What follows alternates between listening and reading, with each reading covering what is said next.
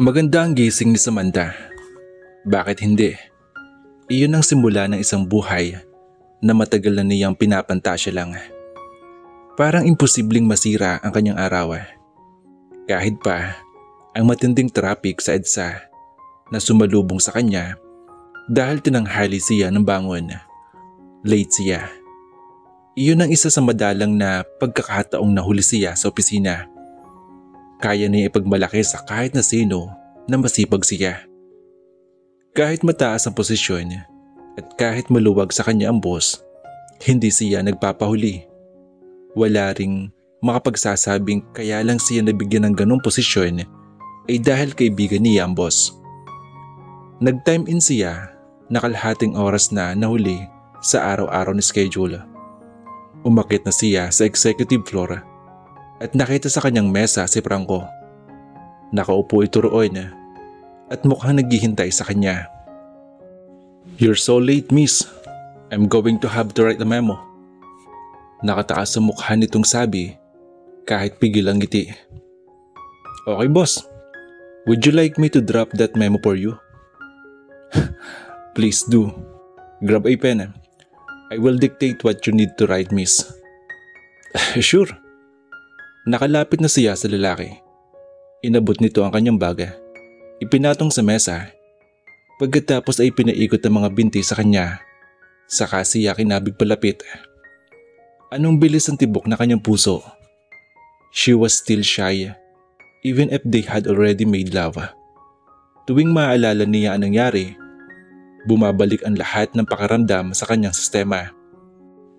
Isa iyong pakiramdam na siguro walang ibang makapagpahatid sa kanya. "Franco," sabi niya, hindi masalubong ang mga mata nito. "Nahihiya ka pa rin, ha?" Komento ng lalaki. Itinaas ang kanyang mukha, saka siya dinampian ng halik sa mga labi. Tumugon siya, buong puso. Saka naalala ang posibilidad na may makakita sa kanila. Kumalas siya rito. Baka may makakita. Hindi siya nito pinatapos magsalita at muling hinalikan sa mga labi. Kung wala itong pakialam na may makakita man sa kanila, wala na rin siyang pakialam. Binata ito, dalaga siya. Walang masama. Naramdaman na lamang ni Samantha na tila may nabuhay. Nanlaki ang mga mata ni Samantha pero napangiti rin agad. She was smiling against his lip when he said, "May nakakatabo ba?" "Wala." "Ba't ka nakangiti?" Ikaw eh." Humalakhak si Franco.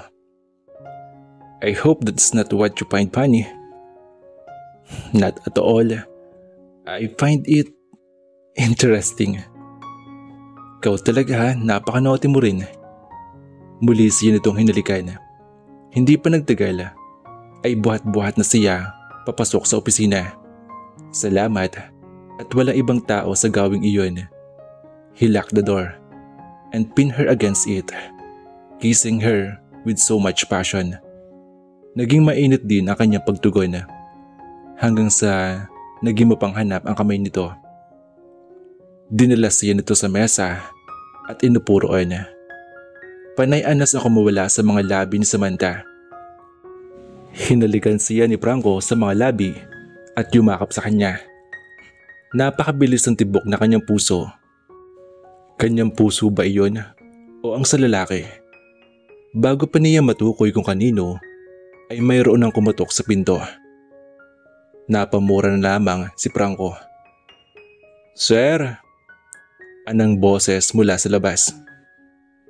"Ay, si Rowena yun." "Bakit daw?" "May tinatanong na tungkol dun sa Golden Sandil." Bumuntong hininga ito. "Sir," patuloy ni Rowena. "Wala po dito si Ma'am Samantha. Pero ang sabi po niya noong Friday, Kailangan daw po ninyong permahan mga ito. First thing today. Umungol si Franco. Nakangiwi na parang naiinis. Nakita ni Samantha sa mukha ni Franco ang init sa mga mata ng lalaki. Ang matinding pagnanasang nakasulat sa gwapo nitong mukha ay sapat na para maunawaan niya iyon. Gaano katagal na ba niyang pinapangarap na hindi na niya naisip na ganito na pala katindi ang nararamdaman niya. Dumaan sa kanyang isip ang isang tanong. Paano kung iba ang natagpuan ni Franco at hindi siya? Siguro kung ganun ang nangyari, sakalang malalaman ni Samantha kung gaano niya kamahal ang lalaki. Anong iniisip mo? Tanong nito habang hinahalikan ang kanyang mukha. He was kissing her face as if she was the only thing he cared about in the world. Gustong-gustong mapaungol ni Samantha sa inis. Ikunulong niya sa mga kamay ang mukha ni Franco at dinampian ng halik sa mga labi. Saka sinabi, "You really need to sign the papers, Franco. If it doesn't make it on time, it will not be good for the company's reputation." Wala akong pakialam. Pagrereklamo nito. Let them all think we are unprofessional people and kiss until morning. Natawa siya. Morning? Is it morning? Until tomorrow morning. Ngumiti ito at hinalikan muli siya sa pisngi. Nakakatukso ang ideya. Gusto rin iyon ni Samantha. Ang manatili sa piling ni Franco na walang pakialam sa mundo. But contracts simply need to be signed, boss. Sabi niya. Sometimes your being efficient hurts. Mapanakit ka eh. Tumawa ito at mariing hinalikan muli siya. Maging iyon ay may kung anong dulot sa kanyang sistema. He was ever so gentle and sweet. Muli siya nito hinalikan, saka nagbihis na rin. Sexy to Junia. Sana, mapicturan ko man lang yan. Ang lakas ng tawa nito. Loa ka rin ano? Kinuha ni Samantha ang mga dokumento na agad pinirmahan ni Franco. Would you like to go someplace else, Samantha? Sabi nito pagkatapos. Saan naman? Kahit saan. Basta wag dito. Marami tayong gagawin ngayon. Monday ngayon. Eh di gawin nila bukas. Franco, sigurado ka ba? Yes, sure ako. Ako pa rin naman ang boss mo eh. Kumindot ito. Sapat na iyon para agad tumango sa Samantha. Kahit saan ay pupunta siya. Basta kasama si Franco. Walang hanggan ang kasiyahan ni Samantha. Hindi na sila lumayo. Sa bahay niya sila nauwi matapos magtangkang magpunta sa San Pablo City. Pero naipit sa matinding trapiko. Nag-U-turn na lang si Franco. Sinabing hindi na makapaghihintay ng ilang oras para magkaroon sila ng mas mahabang oras para sa kanilang dalawa. Ganon din mismo ang kanyang naramdaman. Iniisip pa lang ilang oras sa biyahe at paghihintay sa kalsada, parang gusto na niya magreklamo. Parang kulang na kula ang mga sandali kahit pa wala naman sila dapat ipagmadali. They had all the time in the world, but it seemed they wanted every second now. Ganun siguro ang mga parehang matagal na nagpigilan damdamin. She was now properly made love with again. 4:00 ng hapon at may 1 oras pa lang silang gising, dala ng pagod sa buong umagang pagniniig. They were both insatiable. Now, it was time to sing. Literal silang kumakanta gamit ang magic sing. Siguro iyon dapat ang tama at proseso. Kapag masaya, abay kumanta at het sila. Nagpapasasa sa mga pinaka-corny na kanta mula Air Supply hanggang Barry Manilow at Ages. Sintamis ng wine, Sintatag ng shine-shine. Kanta ni Samantha. Tunghayan mo sana ang aking pagsinta. Si Franco naman. Napangiti sa Samantha habang pil na pil ang kanta. Hindi pa rin nagbabago ang kalidad ng boses ng lalaki. He could sing anything. Mayroon ba itong hindi kayang gawin? Langit ng puso ko o ang pag-ibig mo, sinta. Umakto silang parang love team noong dekada 80 na sinasambitan ng Sampaguita kung magkumakanta sa GMA Super Show. Humilig siya sa dibdib ni Franco. Kumaway kunwari sa mga manonood. Umakto naman parang totoong artista noong panahong ding iyon si Franco. May hand sign pa para sa fans. Hindi pa nagtagal, halakhakan na sila ng halakhakan. Alam mo ba noon, pangarap kong masabitan ng Sampaguita. Ang ganda kasing tingnan eh. Yung mga artista, nagpaparamihan ng masasabit ng bulaklak. Halos hindi mo na makita ang mukha. Ano nangyari sa mga pangarap mo noon, Samantha? Naging bahagyang seryoso ang tono nito. Sinukuan ko nung ma-realize kong hindi ako pang model. Humagikik siya. Ano ba ang pumasok sa isip niya gayong ni hindi makakaabot ang kanyang tangkad sa balikat ng ibang mga model? Maganda ka, Samantha. Alam ko, nagbaw siya. Saka pinalungkot na mukha. Pero yung height ko, hindi pang model material. Humalakhak ang lalaki. I can see you walking on the catwalk, to be honest. Ah, ganun. Iniligay niya sa baywang ang isang kamay. Watch me roll the catwalk, Mr. Man. Aba, hinahamon mo ako eh. Sige, fine. Pumesto si Franco sa sopa. Nakataas sa mga braso sa sandalan habang nakatitig sa kanya. Wala itong suot na pang itaas. Nakasuot lamang ito ng boxers. Bigla siya na-conscious sa suot na walang iba kundi house dress na sa tunay lang ay isang matinong duster na medyo mukhang maxi dress.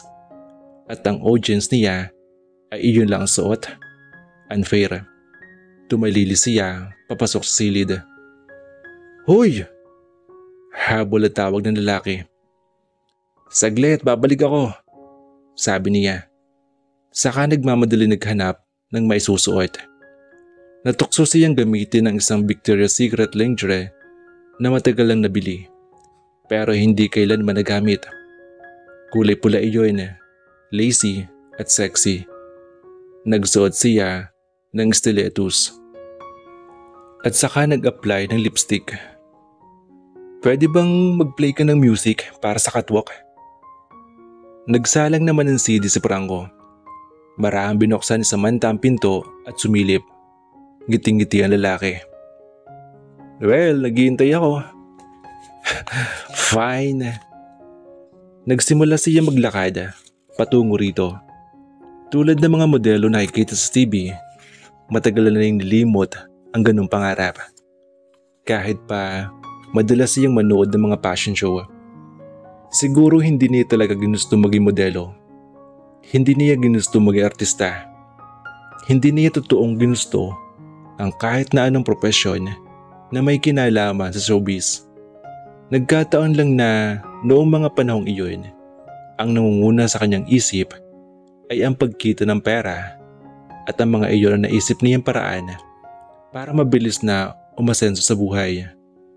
Nang magkaedad, naisip ni Samantha na may iba pang paraan kahit pa hindi kasing bilis.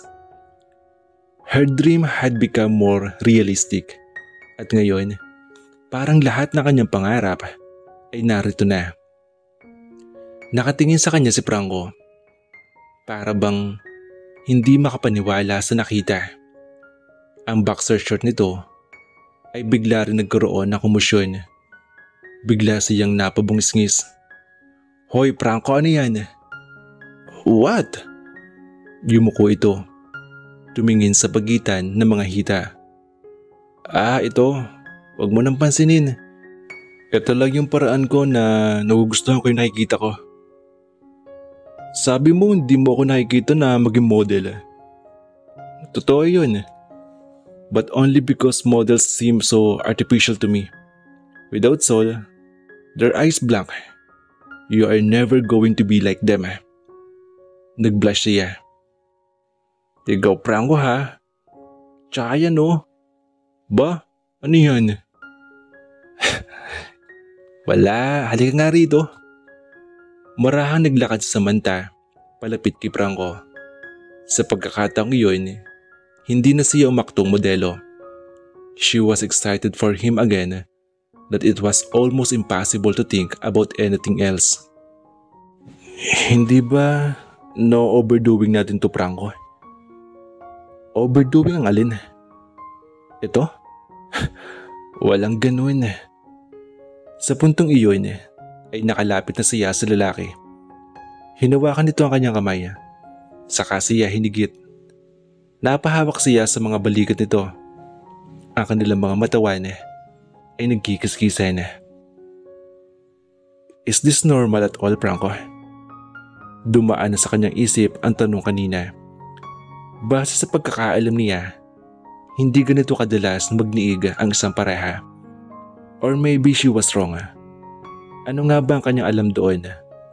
Ganoong wala siyang first-hand experience. She had only theories. Ano nga ba ang totoo sa mga teoryang iyon kung ang ganitong karanasan ay mananatiling personal? There was no general rule, she guessed.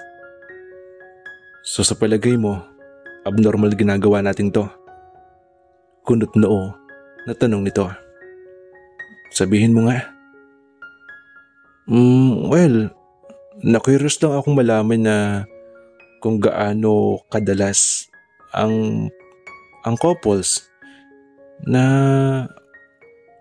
kailangan ba mayat maya? Humalakak ito.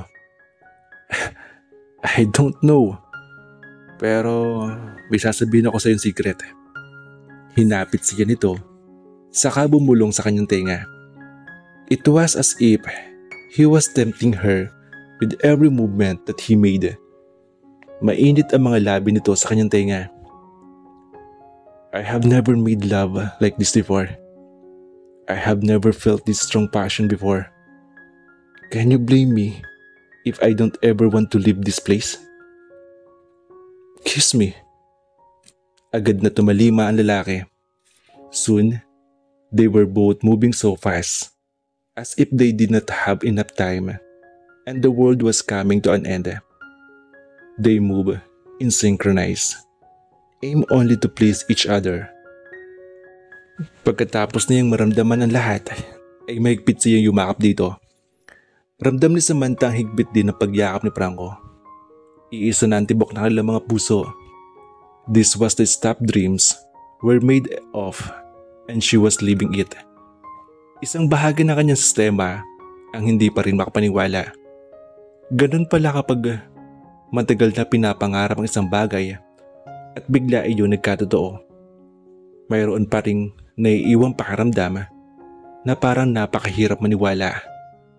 Ang sabi ng marami, if it's too good to be true, it probably it's not.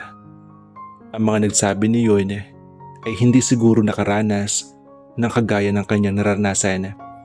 They were bitter and hopeless. Masaya ka ba? Tanong ni Samantha kay Franco. Oo, sobra. Ikaw Ako rin, mas sobrang saya ko rin. Para siyang pusang sumiksik sa katawan ni Franco.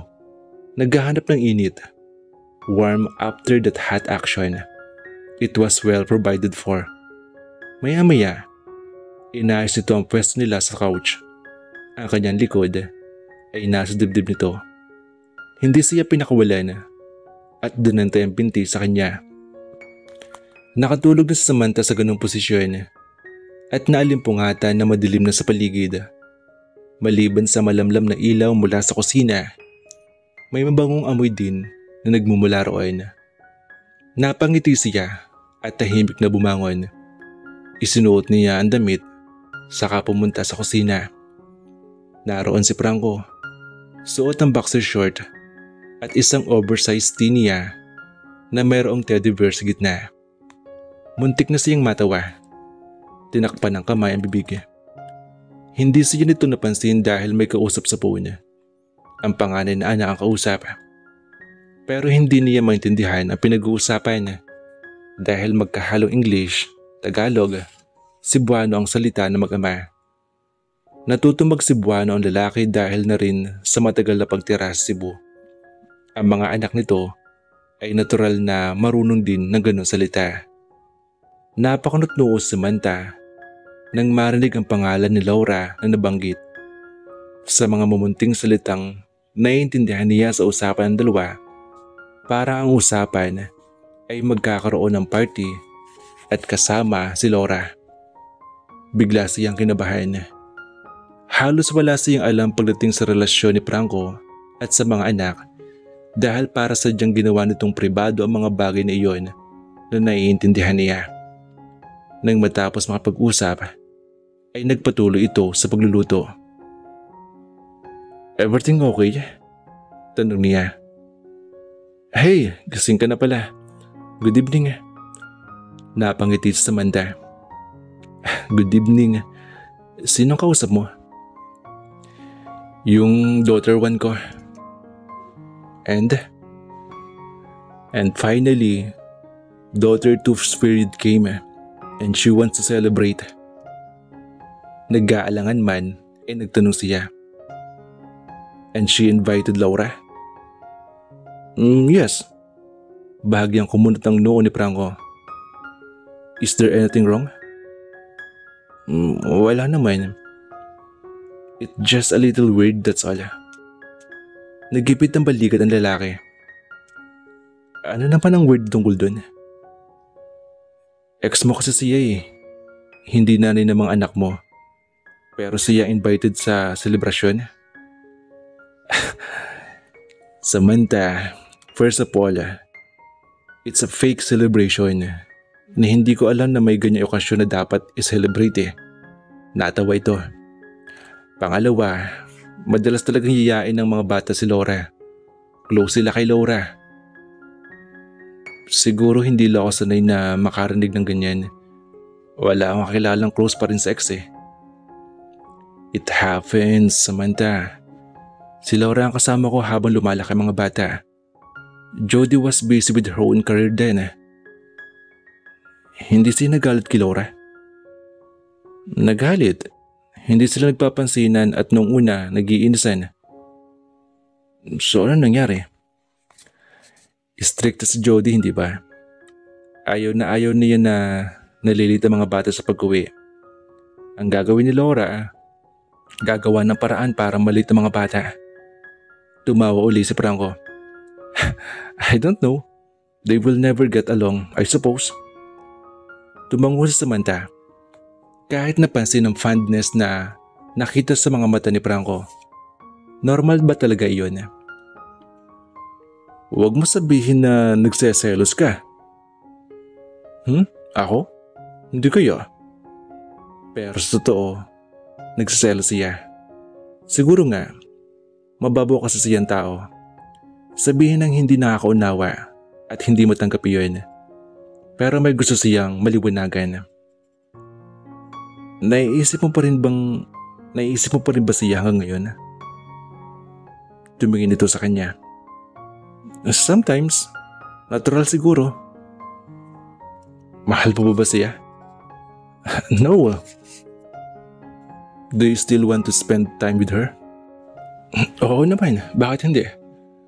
For me, Laura remains to be an interesting person.